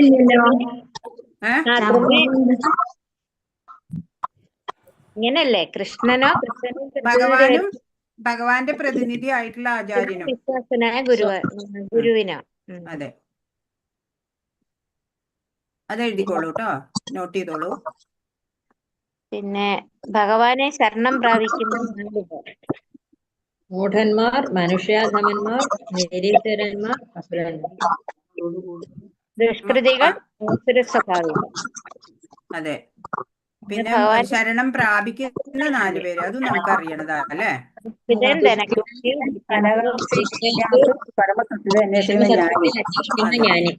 അതെ, അതൊക്കെ കഴിഞ്ഞ ലെവലിൽ തന്നെ നമുക്ക് അറിയണതാ അല്ലെ, പഠിച്ചതാ. അപ്പൊ നാളെ എല്ലാവരും പരീക്ഷയ്ക്ക് റെഡി ആയിട്ട് 2:45 കേറണേ. അപ്പൊ പരീക്ഷ ഇവിടെ ആരാളെ? ഭാനു മാതാജി 2 ക്ലാസ്സിലും കയറാറുണ്ട് തോന്നുന്നു. പോയോ? മാതാജി കയറിയിട്ടില്ലായിരുന്നു. ഇല്ല, തുടക്കത്തിലുണ്ടായിരുന്നു. കഴിഞ്ഞ ദിവസം ഡ്യൂട്ടി ഉണ്ടായിരുന്നു, മാതാജി കയറാൻ പറ്റിയില്ല. ആണ്. അപ്പൊ നാളെ 1 മുതൽ 6 വരെ അധ്യായങ്ങള്, അതിലെ ചോദ്യങ്ങള് കേട്ടോ. സിമ്പിൾ ആയിട്ട് ചോദ്യങ്ങളെ ചോദിക്കുള്ളൂ. എന്താ ചോദിക്കുക? ഭഗവത്ഗീത ചർച്ച ചെയ്യുന്ന 5 വിഷയങ്ങള്, അതുപോലെ ത്രിഗുണങ്ങള്, ഇതൊക്കെ അങ്ങനെയൊക്കെ ഉള്ള ചോദ്യങ്ങൾ മാത്രമേ ചോദിക്കുള്ളൂ. എല്ലാം നിങ്ങൾക്ക് ഉറക്കത്തിൽ പോലും